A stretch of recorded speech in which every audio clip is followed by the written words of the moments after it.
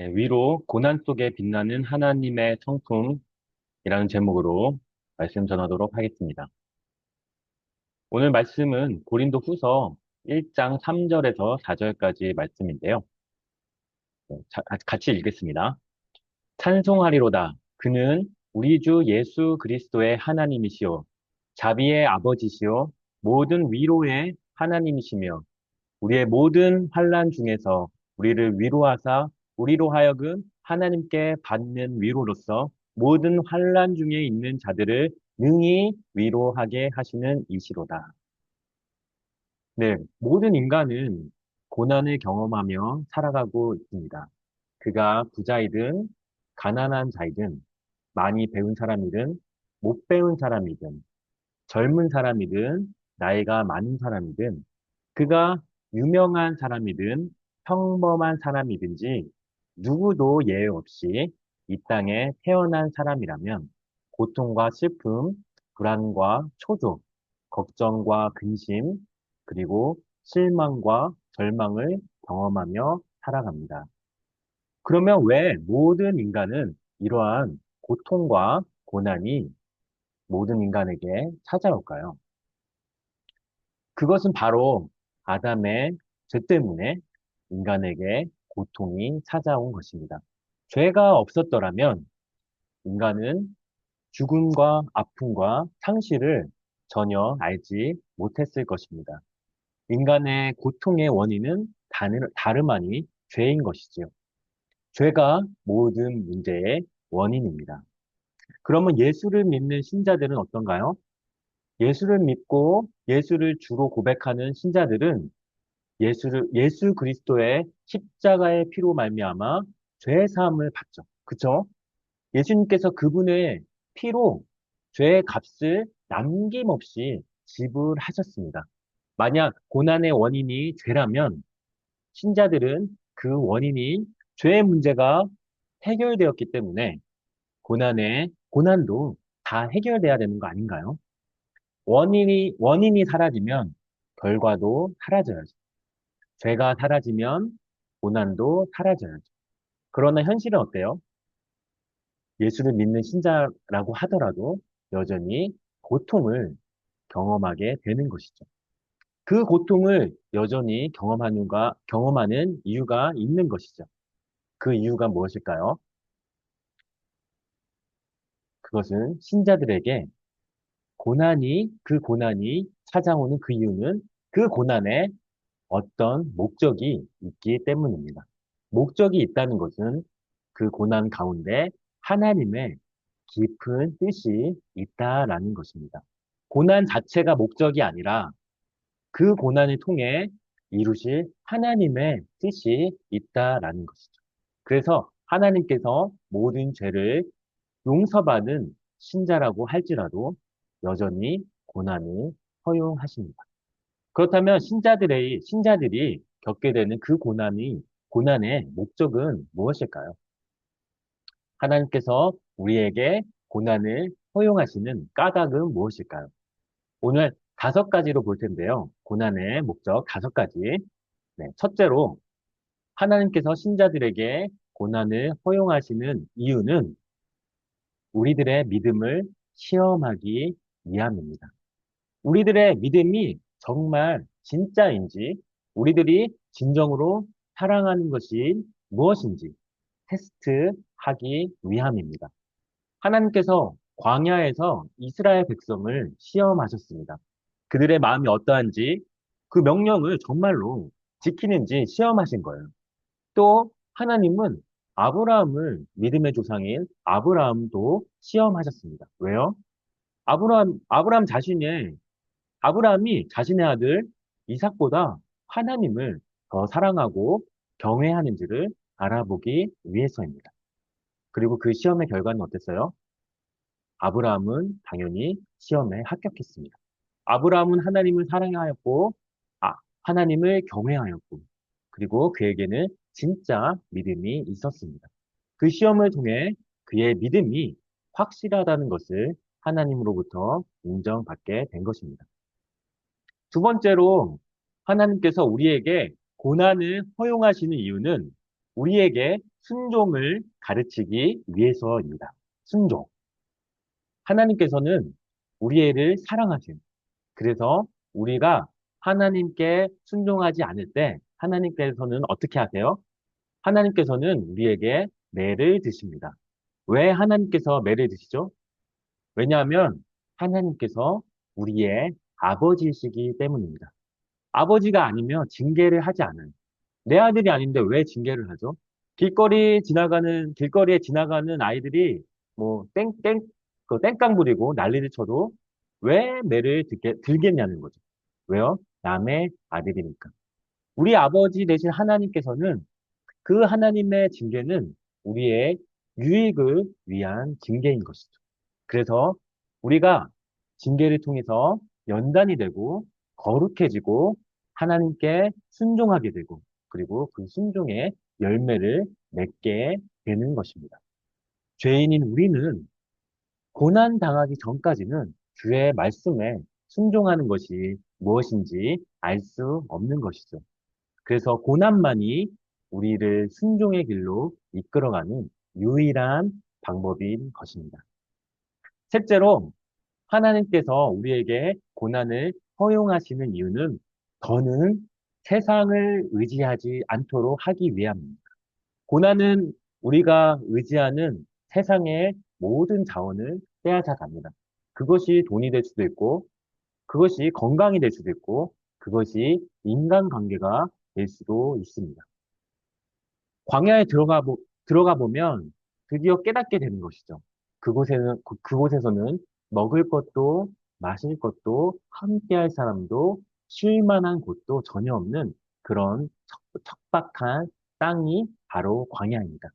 그제서야, 그제서야 우리는 오직 하나님께서 주시는 것만을 온전히 의지할 수밖에 없게 되는 것입니다. 우리가 겪는 이 고난은 잠깐일 뿐입니다.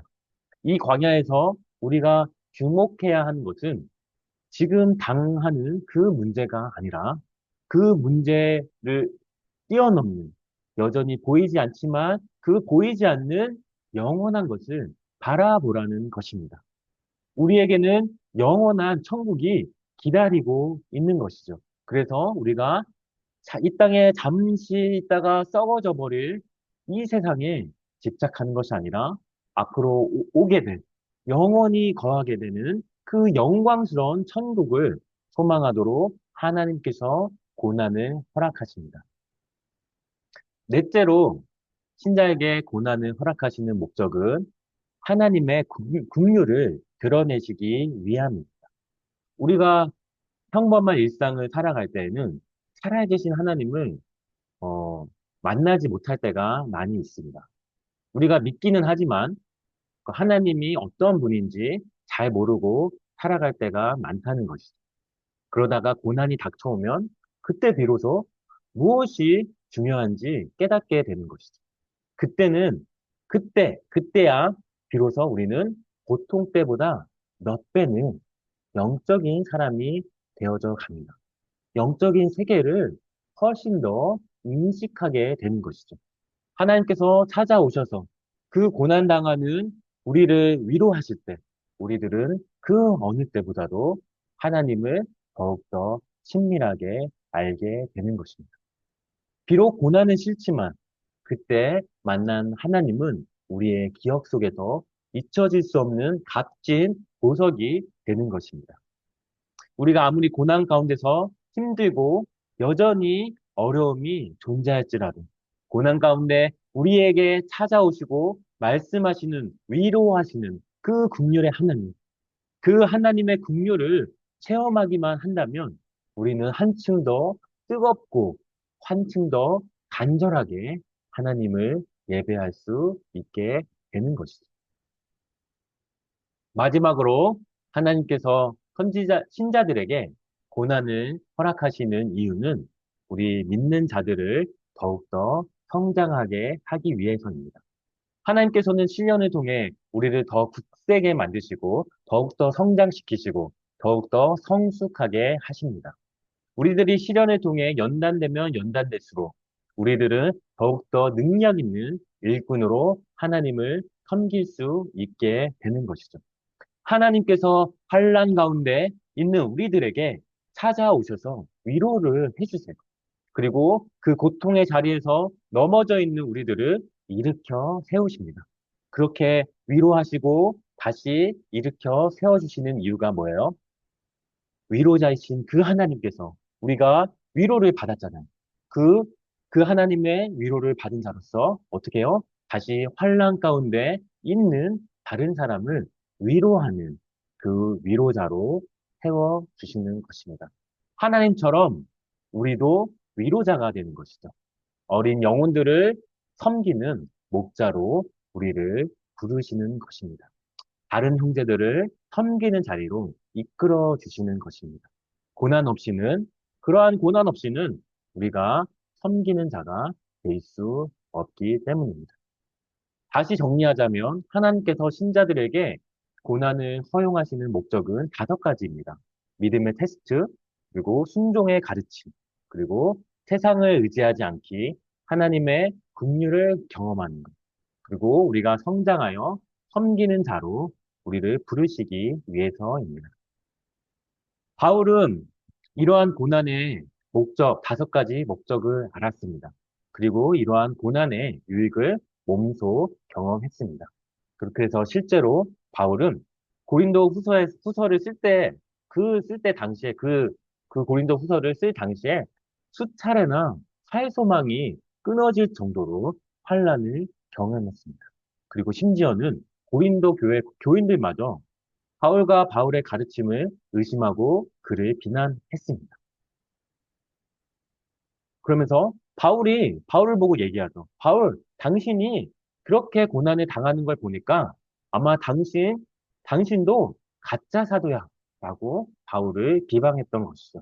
그렇게 바울과 고린도 교회 간의 갈등의 골이 깊어져만 갔습니다. 바울은 외부로부터는 극심한 핍박이 와 있었고, 내부로부터는 비난과 비방 때문에 마음 편히 지낼 수가 없었던 것이죠. 바울은 이런 상황 속에서 고린도 후서를 썼기 때문에 바울 서신 중에서 고난에 대한 이야기가 가장 많이 나오는 서신이 바로 이 고린도 후서인 것입니다. 이제 본문으로 이제 들어가면 본문을 다시 보겠습니다. 3절입니다. 찬송하리로다. 그는 우리 주 예수 그리스도의 하나님이시요. 자비의 아버지시요. 모든 위로의 하나님이시며. 네, 고린도 후서의 본론은 이렇게, 찬송하리로다 하면서 시작합니다. 바울은 왜 찬송을 하죠? 밖에서는 핍박이 있었고, 안에서는 비난을 받고 있는데, 왜 찬송하고 있죠? 네, 그것은 하나님의 계시가 드러났기 때문입니다. 계시의 뜻이 무엇이죠? 네, 숨겨진 것이 드러났다는 것입니다. 숨겨진 것이 이렇게 드러났다. 그래서 무엇이 숨겨져 있다가 드러난 것입니까? 그것은 바로 하나님의 성품이 드러난 것입니다.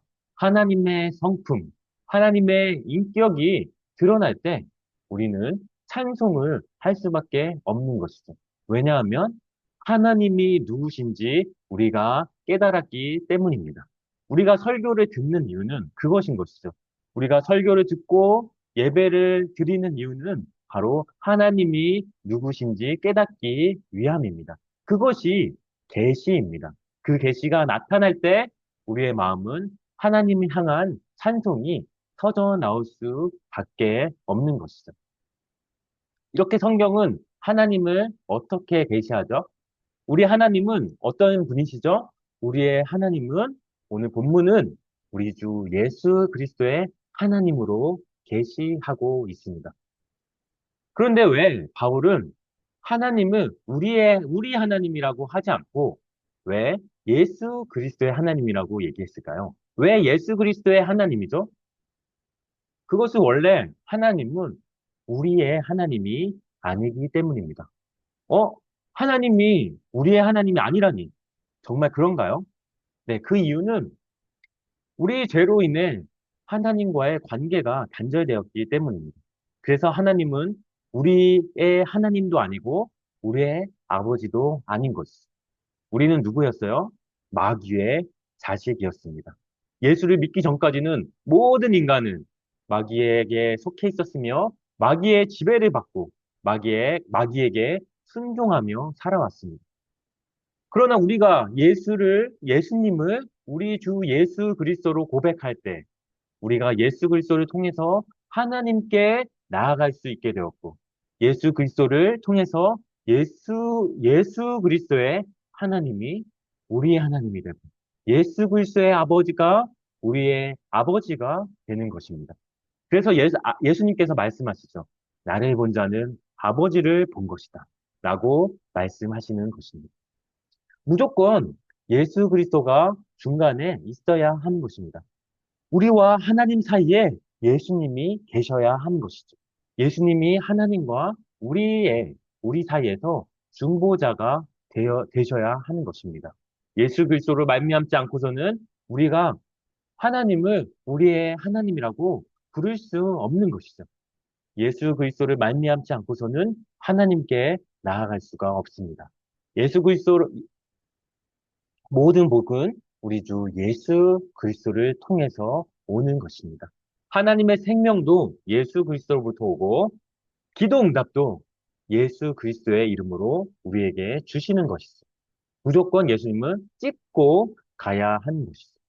예수 그리스도를 바라보지 않고서는 절대 하나님은 아버지를 볼 수 없는 것입니다. 우리의 신앙은 이렇게 그리스도 중심적인 신앙이 되어야 하는 것이죠. 그리스도가 우리의 모든 것이 되어야 합니다. 우리의 신앙은 하나님과 나만 생각하는 일위일체의 신앙이 아니라 아버지와 아들, 성령, 이 세 위격의 하나님이 한 분 하나님이라는 삼위일체의 신앙이죠. 이렇게 우리가 하나님을 바로 알 때, 바로 알아야만 올바르게 하나님께 예배드릴 수 있는 것입니다. 우리 하나님은 어떤 분이세요? 우리 하나님은 예수 그리스도의 하나님이십니다.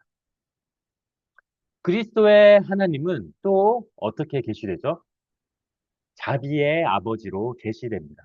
우리 하나님은 자비의 아버지세요. 그래서 긍휼이 풍성한 하나님 아버지의 자비가 성경에는 수없이 많이 계시됩니다. 구약 성경에서 하나님 아버지의 자비가 가장 놀랍게 드러나는 장면은 출애굽기입니다. 하나님께서 모세에게 자기의 이름을 직접 말씀하시며 그 이름에 담겨진 하나님의 모든 성품을 그 영광 가운데서 선포하시죠. 그래서 우리 출애굽기 34장 6절을 보면 이렇게 말씀하고 있습니다. 여호와께서 그의 앞으로 지나시며 선포하시며 여호와라 여호와라 자비롭고 은혜롭고 노하기를 더디하고 인자와 진실이 많은 하나님이라.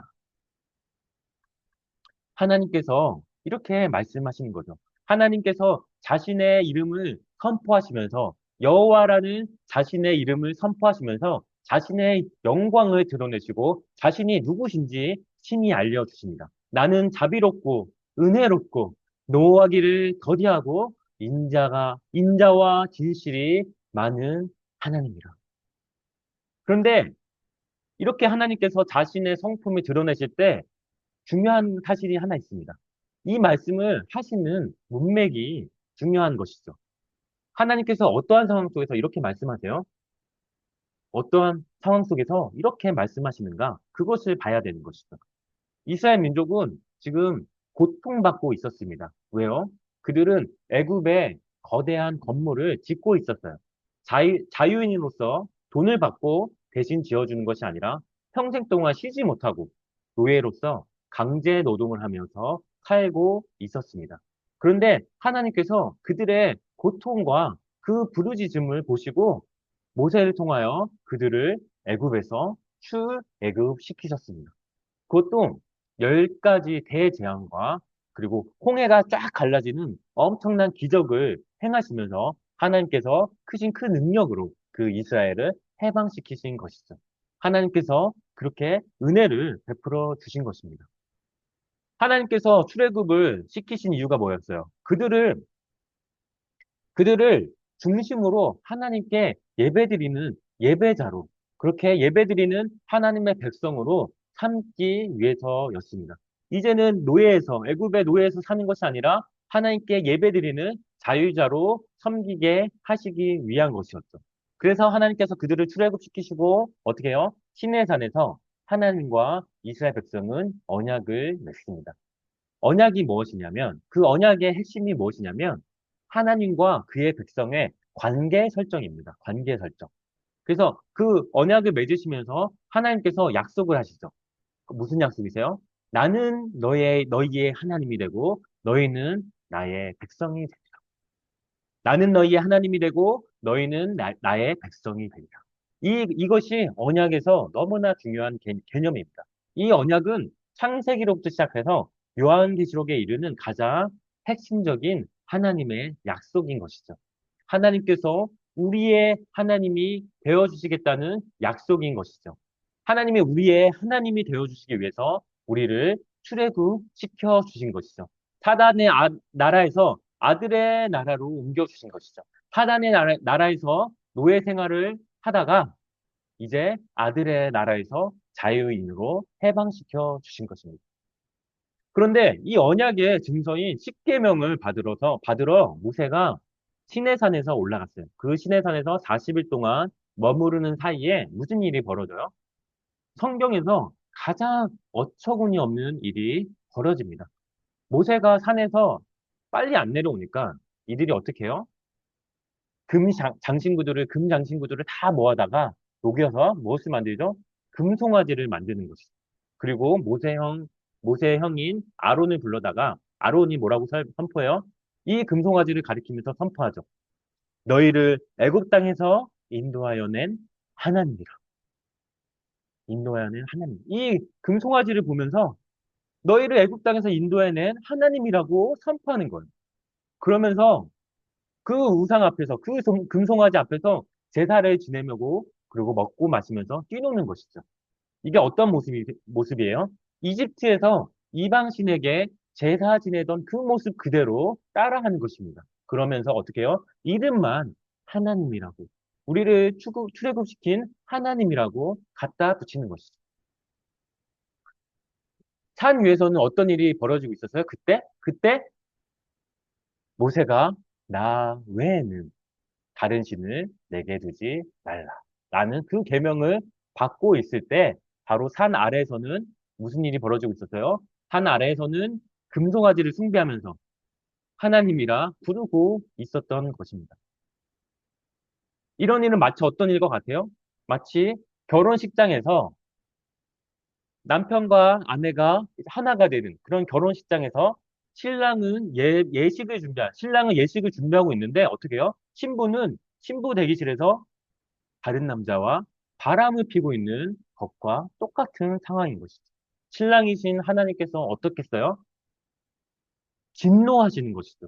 하나님의 그 진노는 너무나 당연한 것입니다. 진노를 안 하는 게 더 이상한 것이죠. 하나님과 언약을 맺는 그 언약식장에서 하나님을 버리고 이스라엘 백성은 우상을 선택하였던 것이죠. 이스라엘 백성은 멸망을 당해도 마땅한 것입니다. 출애굽의 그 영광을 직접 경험하고도 하나님의 면전에서 우상 숭배하고 있는 그 이스라엘은 하나님의 진노를 받아도 마땅한 것이죠. 그것이 이스라엘 백성이었어요. 그래서 하나님께서는 이 아브라함의 자손인 이 모든 이스라엘을 다 멸하시고자 하였던 것입니다. 바로 그때 어떤 일이 일어나요? 모세가 대제사장의 기도를 드립니다. 하나님, 저를 하나님의 생명책에서 지워서라도 저 백성들을 용서하여 주시옵소서. 모세가 자신의 생명을 건 중보 기도를 드립니다. 그래서 그 중보 기도를 통해 어떻게 돼요? 하나님께서 이스라엘 백성을 용서하셨습니다. 이때 하나님의 은혜와 하나님의 자비가 나타난 것이죠.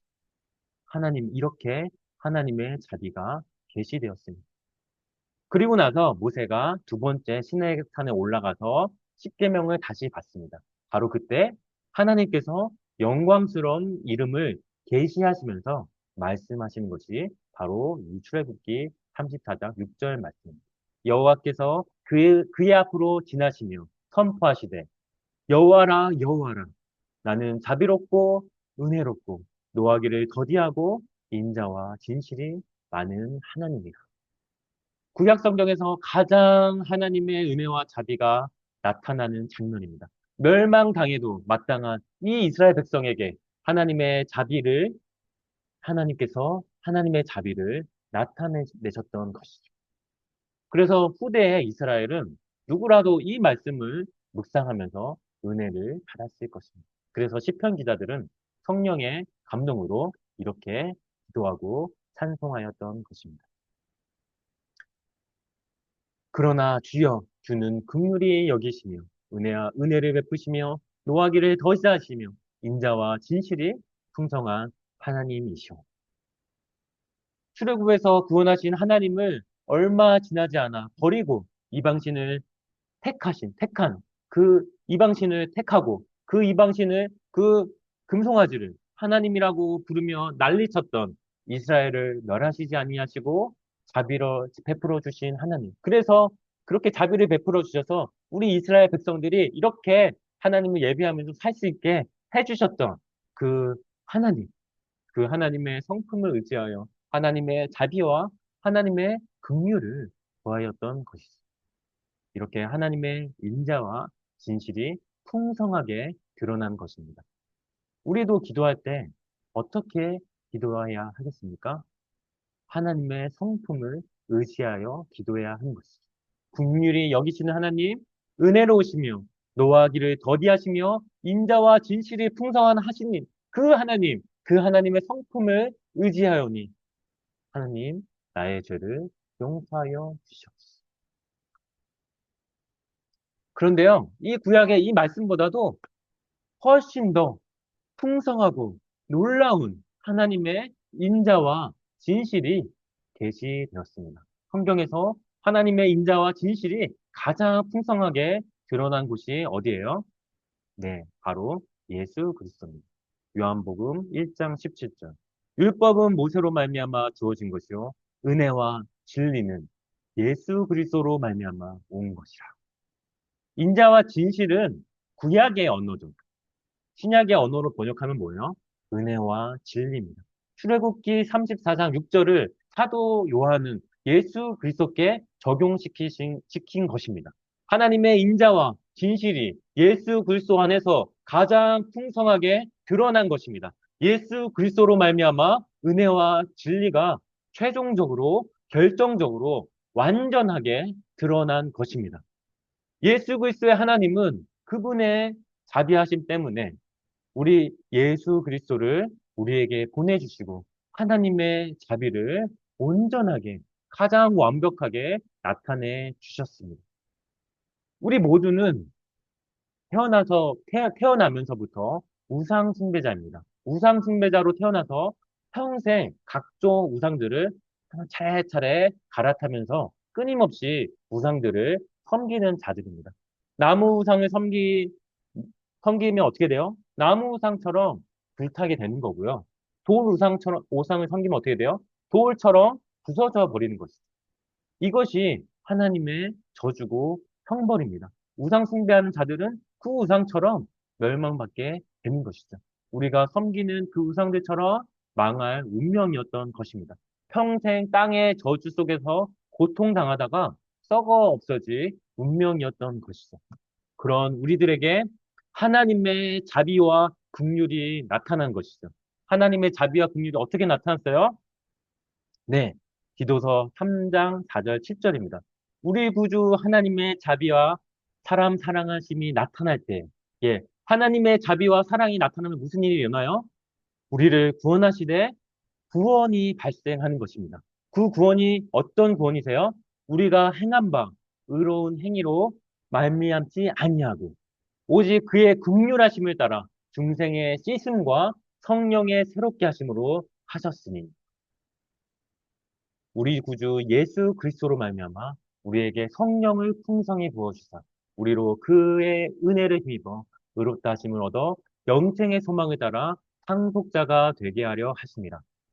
구원은 우리의 행위에 근거한 것이 아니라 하나님의 자비와 사랑과 긍휼에 근거하여 예수 그리스도의 성령으로 말미암아 의롭다 하심을 얻고 영생을 얻고 하나님의 나라의 상속자가 되는 것입니다.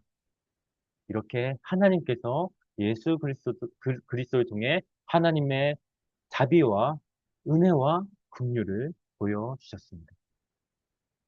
하나님의 성품 세 번째는 모든 위로의 하나님입니다. 우리 주 예수 그리스도의 하나님은 자비의 하나님이시고 하나님의 자비하심 때문에 하나님께서는 모든 신자들을 위로하십니다. 하나님의 위로의 원천은 뭐예요? 하나님의 자비인 것이죠. 자비와 긍휼이 풍성하신 하나님께서 죄인들을 구원하실 뿐만 아니라 고난받는 자들을 불쌍히 여기시고 위로하십니다. 그래서 성경은 하나님이 모든 위로의 하나님이심을 계시하고 있습니다. 위로는 하나님의 성품이고 그래서 하나님은 위로의 약속을 주셨습니다. 그래서 이사야는 이렇게 선포합니다. 너희의 하나님이 이르시되 너희는 위로하라. 내 백성을 위로하라.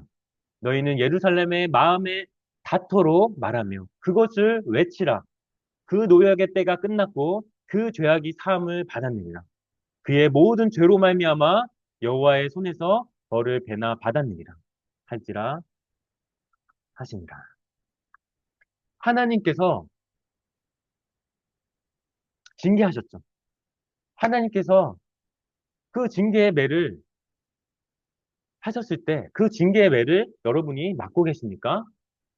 그때 하나님께서 명령하십니다. 너희는 위로하라. 내 백성을 위로하라. 이것은 하나님의 명령입니다. 우리의 마음속까지 닿도록 외치라 명령합니다. 왜 외쳐야 합니까? 외치지 않으면 마음속 깊이 그 말씀이 와닿지 않기 때문입니다. 우상숭배로 나라가 망하고 포로로 끌려가서 그 이스라엘 백성들의 그 처절한 탄식과 후회와 회개하는 그들의 중심에 말씀하십니다. 뭐라고 말씀하세요? 너희의 고난의 때가 끝나고 너희 모든 죄가 사함을 받았다. 이것이 하나님의 선언입니다. 이것이 하나님의 위로인 것이죠. 고난이 끝났다라는 것이죠. 매를 다 맞았다라는 것입니다. 우리 마음속에 있는 욕심과 우상과 그 불순종이 다 해결되었다는 것이죠. 우리의 마음은 정결하게 되었고 불순종의 그 마음들이 그 불순종 그 마음속에 있는 그 불순물들이 다 사라져 버렸다는 것입니다. 이제 우리가 뭐만 남았어요? 전심으로 하나님만 바라며 하나님만 사랑하게 되었다는 것이죠. 하나님의 위로는 어떠한 고난을 경험했을지라도 그것이 마음의 상처든 경제적인 어려움이든 관계 문제든 절대로 회복될 수 없는 그 절망 가운데 처해 있을지라도 아무리 해도 회복될 수 없는 그런 상황에 있을지라도 하나님께서는 우리를 다시 회복시키시고 다시 일으켜 주시고 소망과 능력을 주시는 것이죠. 그 회복은 다시 처음으로 돌아가는 회복이 아닙니다. 그것이 아니라 더 단단해지고 처음으로 돌아가는 것이 아니라 훨씬 더 단단해지고 더욱더 견고해지고 흔들리지 않는 굳건한 믿음의 사람으로 변화시키시는 하나님의 능력입니다. 우리는 죄가 없었던 그저 그 아담의 영광으로 다시 돌아가는 것이 아닙니다. 이 땅에 죄가 들어왔지만 죄의 힘, 죄의 능력을 상쇄시키기, 그 능력을 시키기도 남는, 시키고 훨씬 더 넘어서는 그 능력과 그 영광으로 우리는 이제 아담 수준에 머무르는 것이 아니라 예수 그리스도의 영광의 수준으로 우리를 일으키시는 것이죠.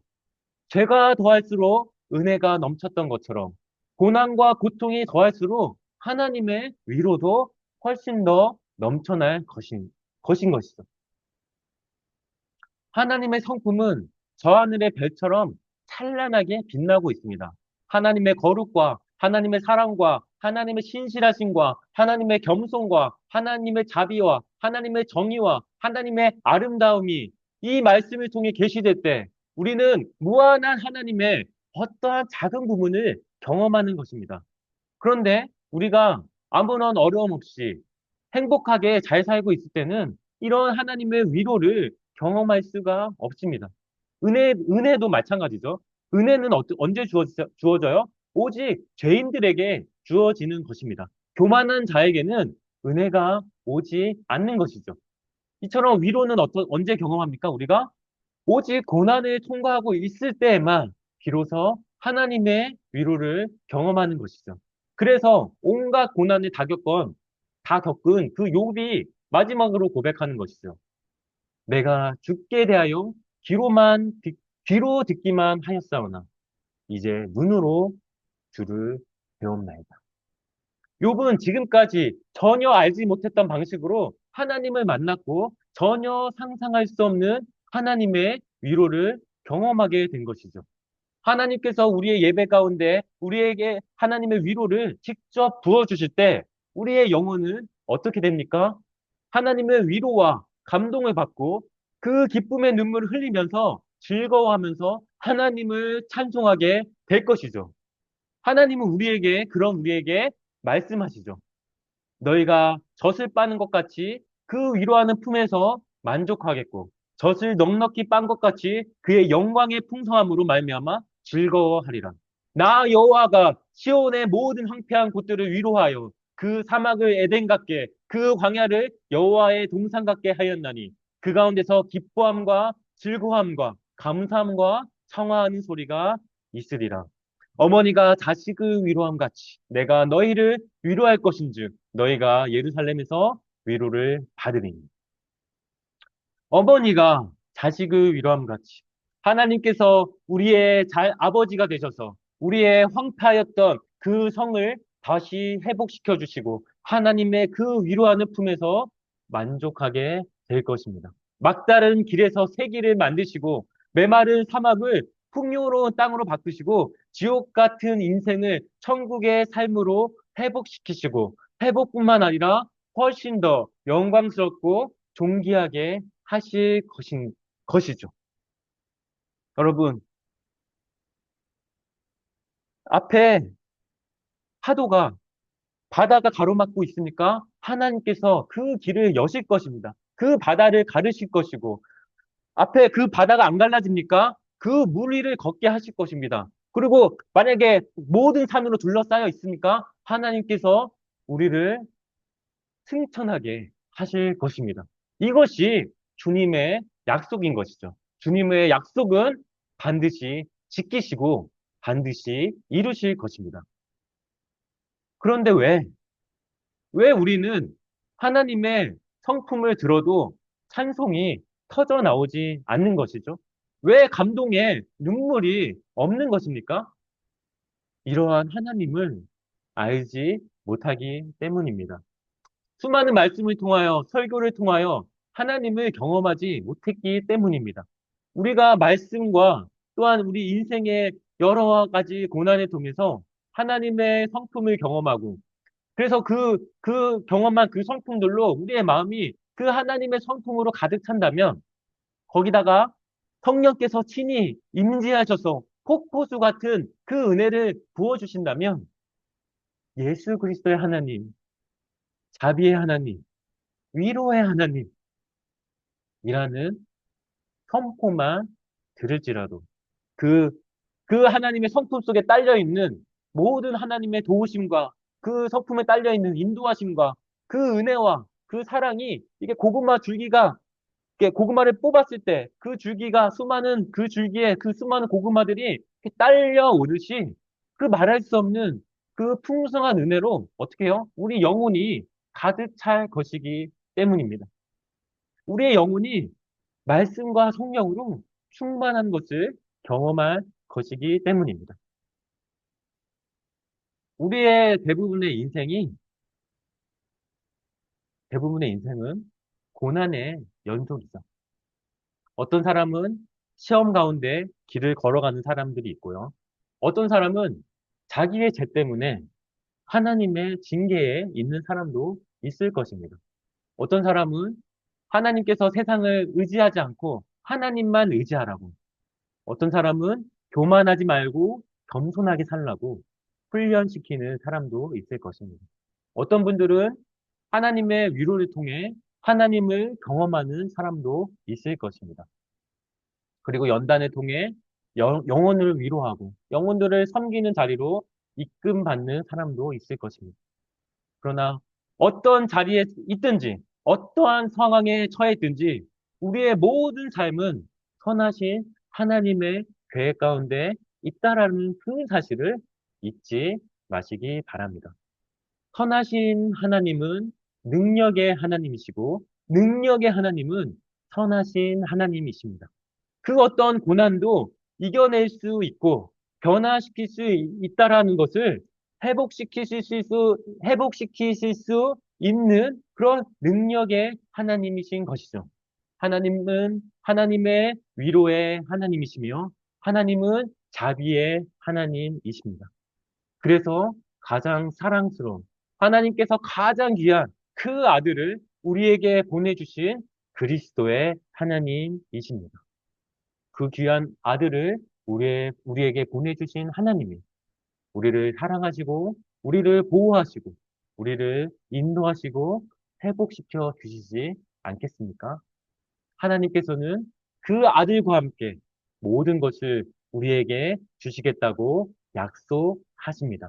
지금 이 순간 하나님께서 그 아들과 함께 모든 것을 주시겠다고 약속하십니다. 오늘 이 시간 고난 가운데 위로해 주시는 하나님을 깊이 만나며 이 순간, 이 자리에서 하나님의 위로를 깊이 경험하며 그 위로의 하나님을 기뻐하며 즐거워하는 여러분 되시기를 축복합니다.